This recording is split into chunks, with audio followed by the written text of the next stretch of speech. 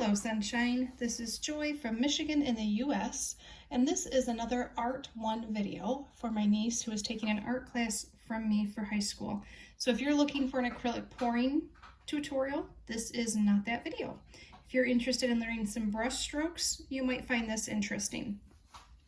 I wanted to start off showing, this is my page that I started practicing on just so I can show my niece I don't have these perfected. It takes a lot of time and a lot of practice to get these just right. And I apologize because boy is my lighting going to be challenging. Let me just move some things. Okay, that might be a little bit better.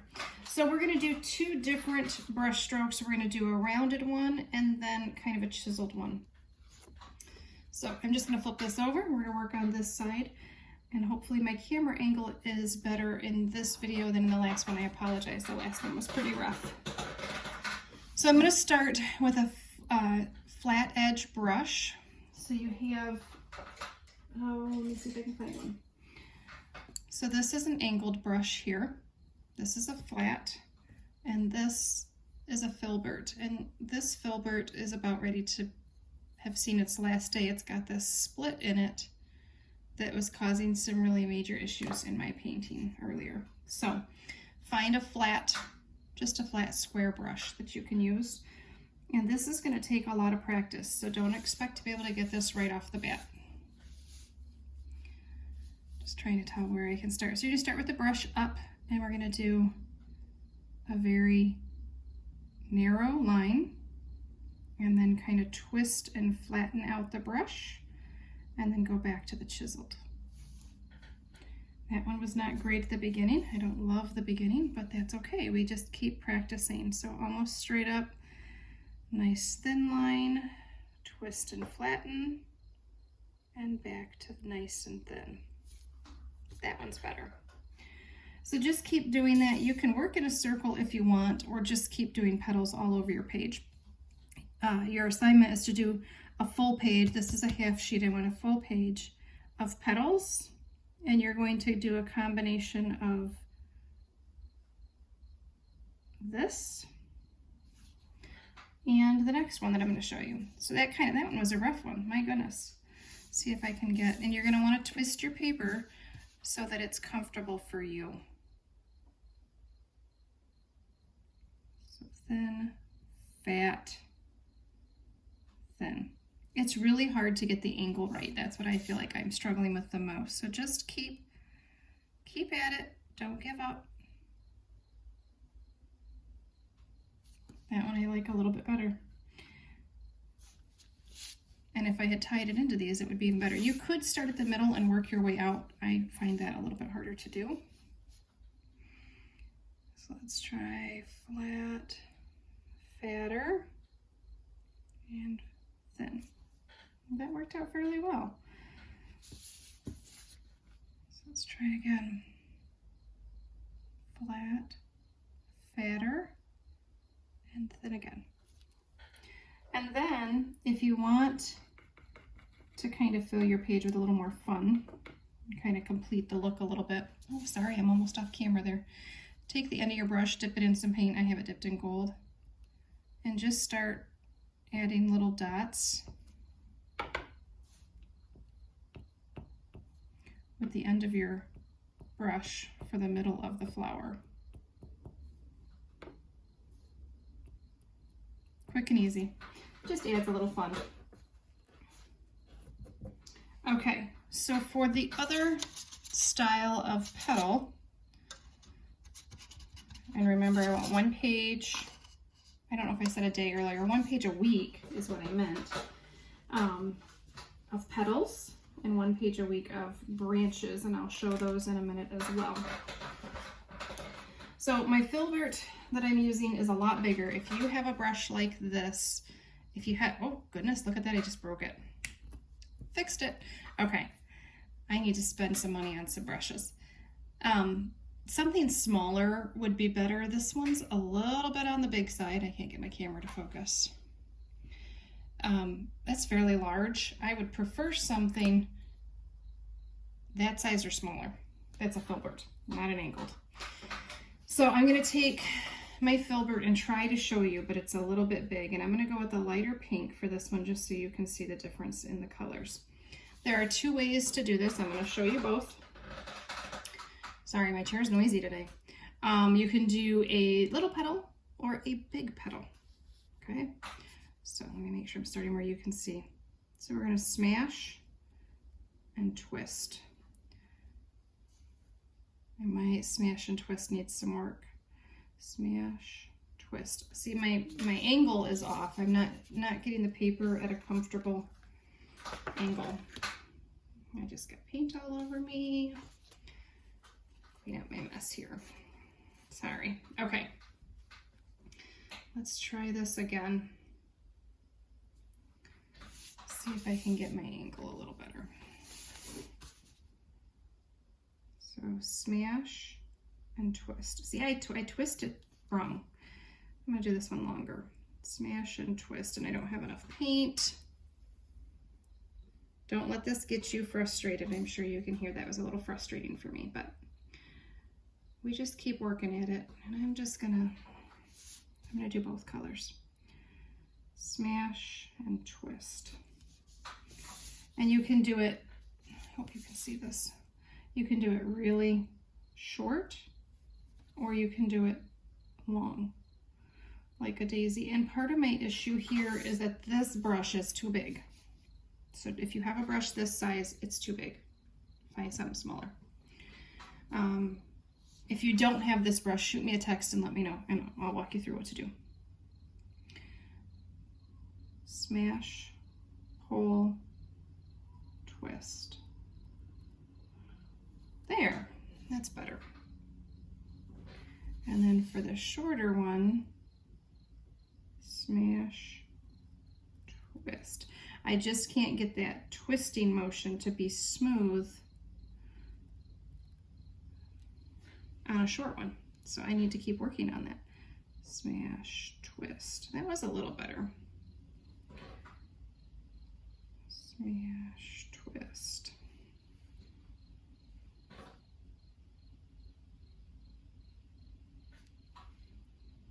And again, a smaller brush would be ideal here. That's part of my issue. So just keep practicing these. That one is almost, I like that one. Not perfect. I've got some shadows on my papers that I've got, but I got some jagged edges there, but it's coming along. So just keep practicing. You can change the length of the petal. That's not as important as practicing the technique. So I'm not worried about the length of the petal, whatever's comfortable for you. If it's easier to start out with a longer one, start out with a longer one. That's fine. And just keep practicing. And I will keep practicing too, because I can clearly use some practice.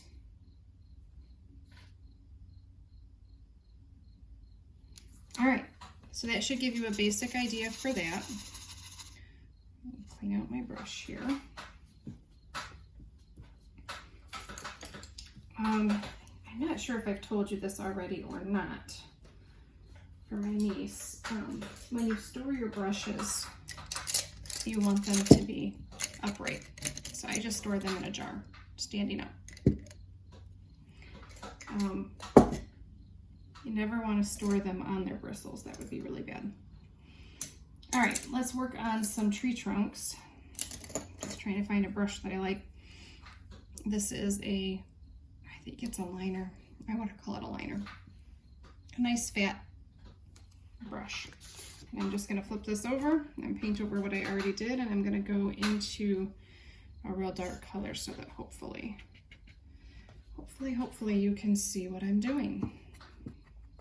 So I'm going to go into my raw umber from this week's assignment, and I typically start my trees sideways, I guess. And there's paint everywhere. So I'm going to start by just adding a trunk, like so. I need to move my water so I don't have to reach across the camera for that. Okay, so when you have a branch come off a tree, it's going to come off at an angle, and it's going to taper off as you get closer to the end. Okay, so less pressure. We're not ever going to come straight out because that just doesn't look right. Even if a branch were to grow that way, it looks wonky painted that way. So sometimes it's easier to turn the paper upside down. Lots of pressure, and then lighter and lighter and lighter towards the end. I ran out of paint, but you can always go back over that, so don't let that discourage you. So, oh my goodness, look what I just did. That was our assignment from earlier. Okay, well that stinks, but what are you gonna do? You know what I'll do is I'll scan this and then fix that on the scanner. Thank goodness for computers. Okay, sorry, get back on track here. So a light touch to thicker to fill that back in. And then as you do these branches, I want you to add in the little baby ones, okay? So we're gonna do just a little baby branch. And you might want to switch. Where to go? If I can find mine. Oh, I guess I'll just use this one. You might want to switch to a thinner liner brush. So I've got that one, see how much thinner? Not very focused, but you get the idea. So get a thinner brush, make sure you've got enough paint on it. You can test it out on your hand and help shape it as well if you need to. I can already tell I'm not going to love this brush. See, it's fairly thick. I can't find the one I usually use. Let's try this one. So experiment with your different brushes. Find one that you'll probably find that there's one that you prefer for branches compared to every other brush that you own that just seems to work really, really well. So that's perfect. If you can find that brush, I feel like you can't see that because that's kind of dark. So let's switch over here where there's no other stuff going on.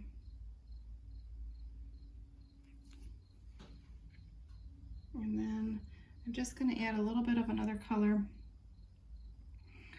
just because I can. Yeah, see, that's a little bit dry. So you'll learn what consistency you need your paint. You'll learn how much paint to put on your brush by doing these practice assignments. And like I said, the more you do it, the better you'll get. So just keep trying. You're going to make mistakes. It's not going to come out perfectly every time, but just keep working at it.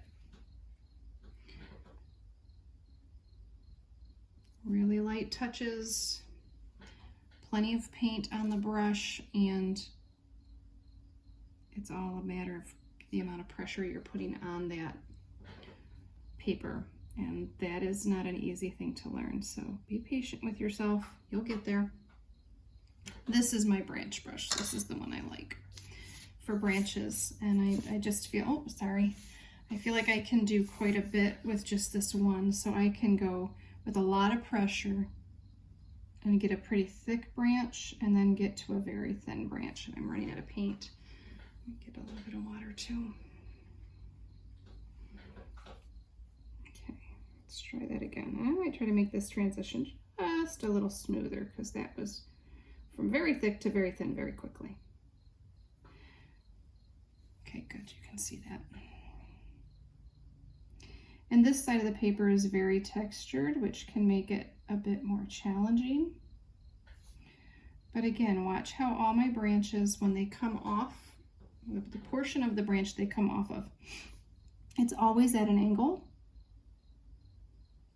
It's never straight off. So just keep, I want a whole page of branches with little baby stems like this. Baby branches, big branches, the whole 9 yards. I just want you to keep working on this. This is a lot of learning the pressure that you need on the brush. Some people find it easier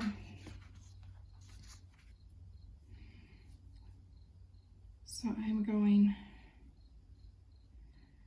from the outside in. Can you see that? Oh, I'm off the camera. I'm so sorry. I gotta pay more attention to that. So practice, let me get this on the camera. Excuse me. Start far away and come in.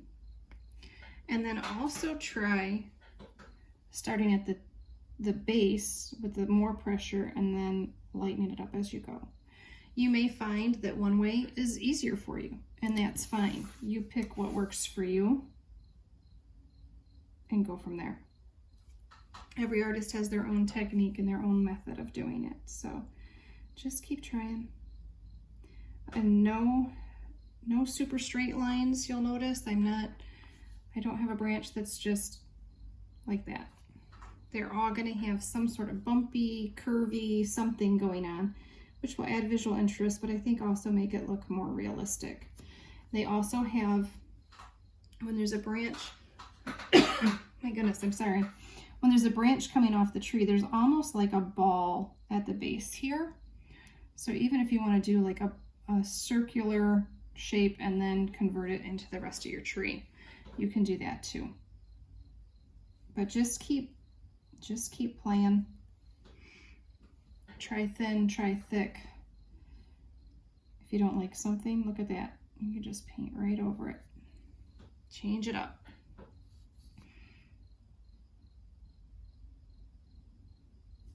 All right, I'm gonna flip this over and show you. I'm gonna see if I can do it on the other side, just because the other side, this is the smooth side of my paper. There is a difference in this paper which side you paint on. So I just wanna, real quick. Lots of pressure. Less. Ran out of paint, no big deal. Load it up. Start back a little further from where you stopped. And then just keep going. If you don't have enough water, always just stop, add a little bit, and then come back in, and you can always correct it. And these are just practice sheets, so if you come up with one that you're like, there's no way I can correct this, start a new one. No big deal.